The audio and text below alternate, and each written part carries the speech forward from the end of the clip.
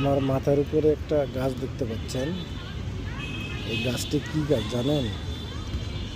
এই গাছটি হলো বট গাছ। বট গাছ, এই গাছ যেমন অনবরত ছায়া দিয়ে যায়, তেমনি বাবা বাবা হলো একটা বট গাছ। বাবা সবসময় তার সন্তানদের আগলে রাখে, এটা ছায়া দিয়ে যায়। এই ছায়াকে কখনো নষ্ট করবেন না। বাবা মা কখনো সন্তানদের মঙ্গল ছাড়া অমঙ্গল চায় না। তাই বলতেছি, সবসময় বাবা মার প্রতি খেয়াল রাখবেন, বাবা মার প্রতি যত্ন নেবেন, বাবা মাকে ভালোবাসবেন। দেখবেন আল্লাহ আপনাকে ভালোবাসতেছে। ধন্যবাদ।